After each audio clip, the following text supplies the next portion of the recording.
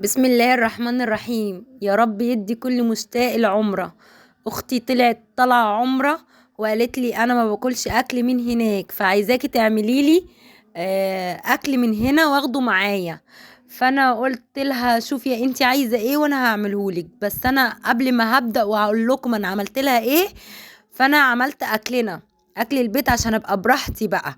انا عملت بانيه، وطبعا تبلته بالبصلايه التوابل دي بتاعتك انتي، وبيضايه وحبه لبن زي كده ما انتوا شايفين. وبعدين رحت على البوتاجاز حطيت شويه زيت. انا هعمل هنا رز بالبصل والخضار والبسله والجزر. واللي وصل معايا لحد هنا يحط لي اللايك، ويا رب يدي كل مشتاق العمره يا رب، اللهم امين. نزلت بالبسله والجزر والتوابل، ملح وفلفل وماجي، وده بابريكا وقرفه ناعمه. يعني لو كان عندي قرفه خشب كنت حطيت قرفه ناعمه وايه تاني. ورحت مزوده تاني شويه بابريكا، بتدي طعم بصراحه حلو جدا. ورحت نازله بالرز. طبعا احنا بنسوي الرز ده زي الرز العادي بتاعنا خالص، وبيبقى مفيد للأطفال، وبنتي حبته بصراحة، فيروز حبته. بتغلبني في الخضار، في أكل الخضار.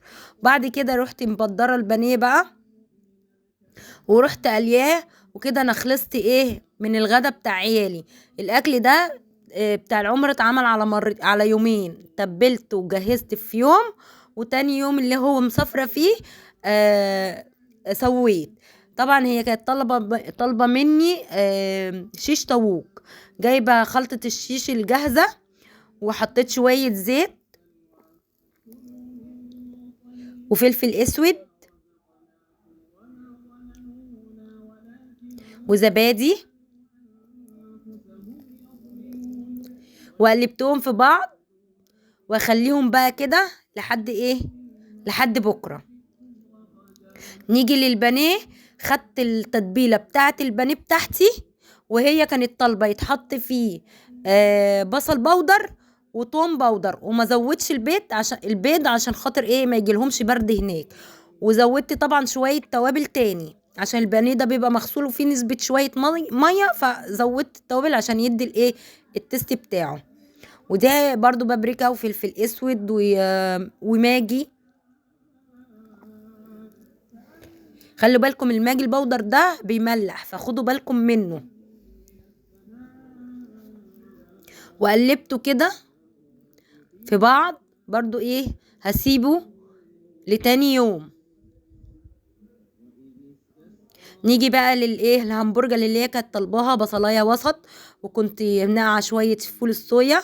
وده كيلو الا ربع لحمه مفرومه قسمته على 2 عشان انا هعمل كفته دلوقتي. وهحط دلوقتي خلطة التوابل الهمبرجر الجاهزة برضو الكيس. فلفل اسود، ماجي، بابريكا،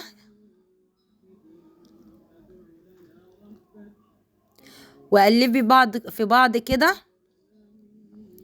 هقلبهم في بعض كويس جدا. وبعدين هروح جايه ده ملح. ماشي، انا محطتش الملح في الاول لان انا بقول لكم الماجي بيملح. طبعا التوابل بتاعت الهمبرجر فيها نسبة ملح. خدتهم بقى قلبتهم، وبعدين خديهم وش او 2. شوفي بقى كبتك هتطلعهم ازاي يتجانسوا كده ويختلطوا مع بعضيهم مرة او 2 او 3. بعد كده بقى ادي المرة التانية.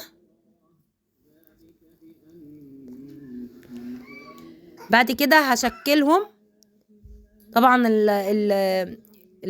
الاسطمبة ديت اللي هي بتاعت الهمبرجر الغطا بتاعها ضايع مني، فبشتغل كده يعني بمشي حالي. تدهني ايدك زيت، ونحط الكيس فوق الوش من تحت، يعني نحط الكيس من تحت ونحط عليه اللحمة عشان يطلع بسهولة. ادي كده جهزت الهمبرجر برضو، هخليه ايه على جنب.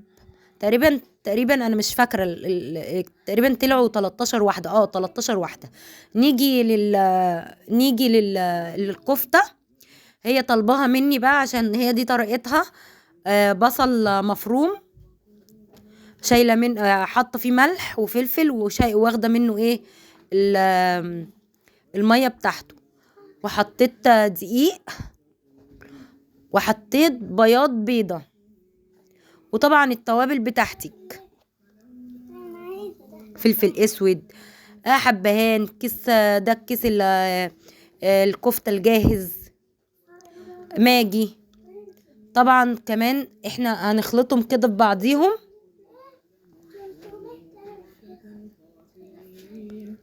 هخلطهم في بعضهم كويس، وبرضو هرجع اديهم وش والتاني. وبنلاقي فيه فتل كده، ما تخافيش، هو ده كده ايه جهزت الكفتة يعني.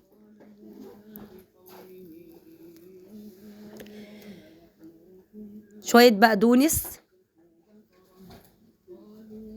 الفيديو دوت معمول من 20 شعبان، انا مرضتش انزله، قلت لما تيجي من عمرتها ويتم من عمرتها على خير. هي جت 7 رمضان، وطبعا نزلته النهاردة متأخر. ادي مية البصل، ده انت ايدي بيها، وهصبع بقى.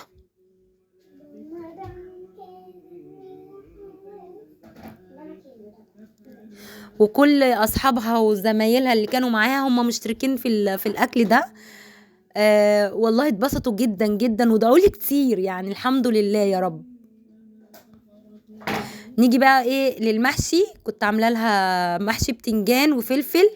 طبعا احنا مجهزه الخلطه والرز كده جاهز، حشيته وحطيته برضو في التلاجة. جهزت الاكل ده في يوم، وتاني يوم اهو بقول لكم باي باي، بجهز بقى وبسوي. حطيت ال المحشي يستوي، ميه وماجي وشويه ملح والتوابل بتاعتك. هنا بقى بجهز ايه للشيش طاووق، بصل وفلفل. ما حطيتش طماطم عشان ما تحمطش، لكن انا لو في البيت هحط طماطم، ايه هشوحهم كده ببعضيهم، يتشوحوا من غير اي حاجه. انا بفك كده البصلايه، انا قطعها 4 تربع، وبفكها من بعض عشان يتشوحوا كلهم مع بعض.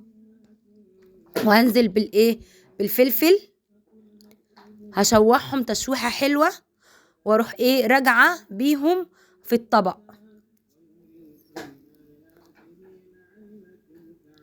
واللي وصل معايا لحد هنا يحط لي اللايك، وربنا يدي كل مشتاق يا رب، ويديني كمان عمره يا رب. انا رحت عمره ونفسي اروح تاني، يا رب يدهاني تاني. حطيت بقى مكان الخضار بتاع الشيش طاووق، حطيت الشيش طاووق، ونقلب في بعض، اقلبه بقى لحد ما يستوي، واروح راجعه تاني زي ما انتوا هتشوفوا معايا. هنا كنت بقول لكم انا عملت لها بطاطس مهروسه حطيت لها شويه زيت وحته تومه، عملتها لها كده شويه بقدونس كده. بقى انا خلصت بجهز بقى الهمبرجر. وكانت كانت تقريبا الساعه دلوقتي داخله على 2، وهي طيارتها الساعه 8، 2 أو 3 كمان. بس انا يعني الحمد لله رحت لها. وبعدين عايزه اقول لكم حاجه، انا خدت لها قلت لها انا هاخد لك التوستر بتاعي، هتشوفوني وانا بجهزه دلوقتي، بجهز لها الشنطه. وكان عندي شنطه اللي هي بتحتفظ بالاكل، اذا كان سخن ولا بارد بتحتفظ بيه. ولما سويت لها الهمبرجر ما اتكتش عليها قوي، وانا قلت لها مش هتك عليها قوي عشان ما تنشفش معاكي. وطبعا سويت الكفته في الفرن وبقللها البانيه. وهنا حاطه فحم عشان افحم لها بقى الكفته والهمبرجر مع بعض. وكده اكلها الحمد لله الحمد لله جهز.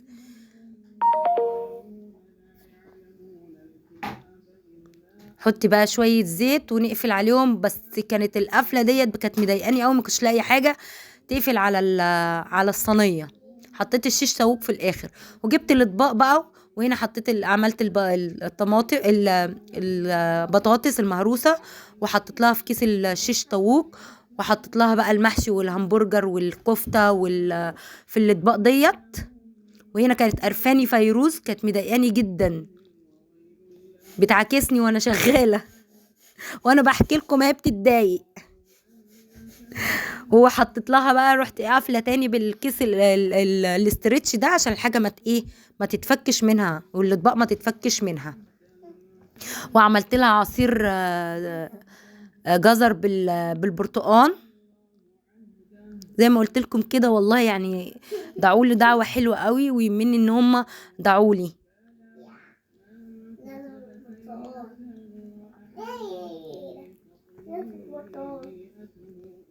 واللي وصل بقى معايا لحد الاخر، ويا ريت تدعموني بالله عليكم، يا ريت تدعموني بالله عليكم. وادي الشنطه اهي جهزتها لها وحطيت لها الاكل كله. بص التوستر نفعها جدا، بقول لها نفعك؟